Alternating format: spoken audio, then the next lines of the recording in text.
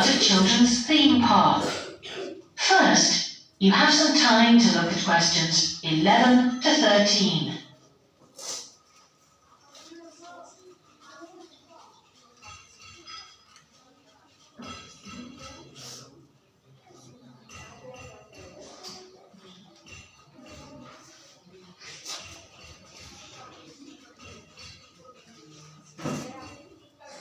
Now listen carefully and answer questions 11 to 13.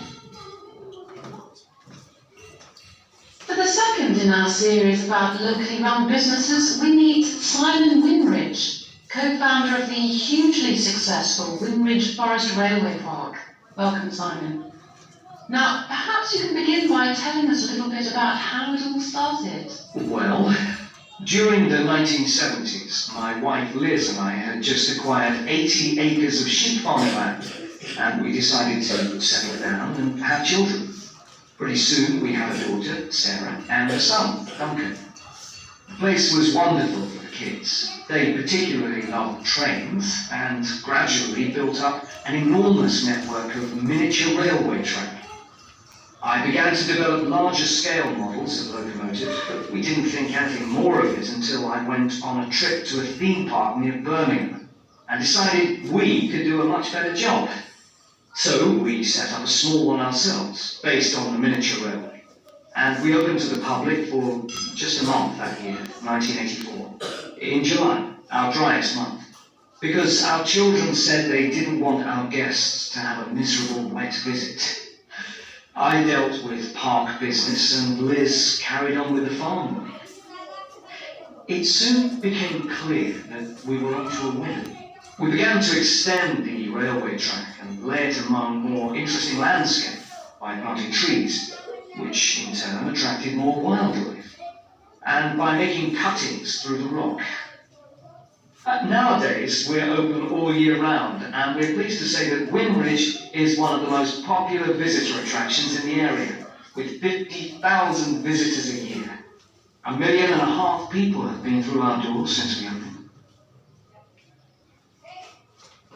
Before you hear the rest of the talk, you have some time to look at questions 14 to 20.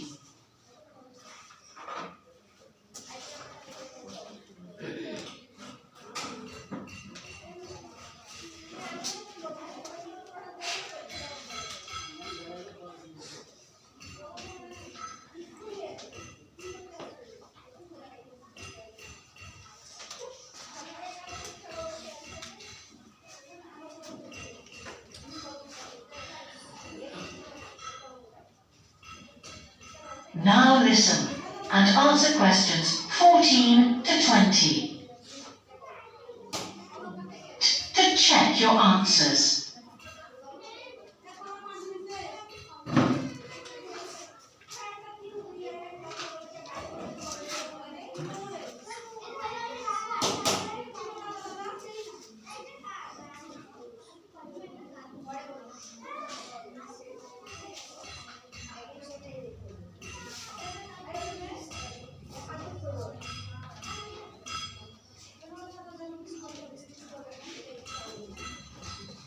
Now turn to section 4.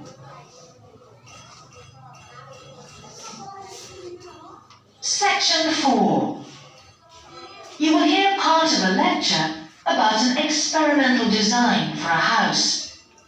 First, you have some time to look at questions 31 to 40.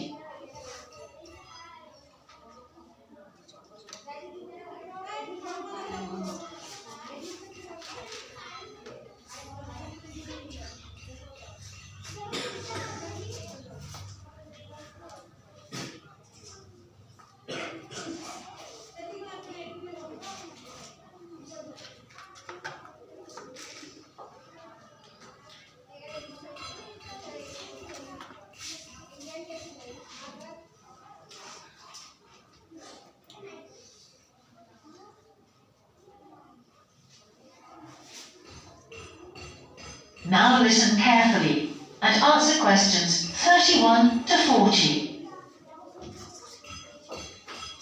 Good morning. In the last few lectures, I've been talking about the history of domestic building construction. But today, I want to begin looking at some contemporary experimental designs for housing. So, I'm going to start with a house which is constructed more or less under the ground. And one of the interesting things about this project is that the owners, both professionals but not architects, wanted to be closely involved, so they decided to manage the project themselves. Their chief aim was to create somewhere that was as environmentally friendly as possible. But at the same time, they wanted to live somewhere peaceful. They'd both grown up in a rural area and disliked urban life. So the first thing they did was to look for a site, and they found a disused stone quarry in a beautiful area. The price was relatively low, and they liked the idea of recycling the land, as it were. As it was, the quarry was an ugly blot on the landscape, and it wasn't productive any longer either. They consulted various architects and looked at a number of designs before finally deciding on one. As I've said, it was a design for a sort of underground house, and it was built into the earth itself, with 2 stories. The north, east, and west sides were set in the earth, and only the sloping south-facing side was exposed to the light.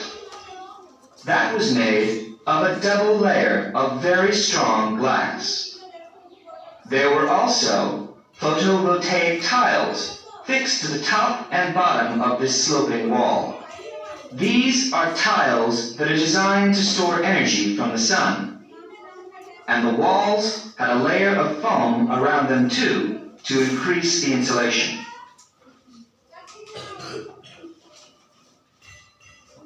Now, what is of interest to us about this project is the features which make the building energy efficient.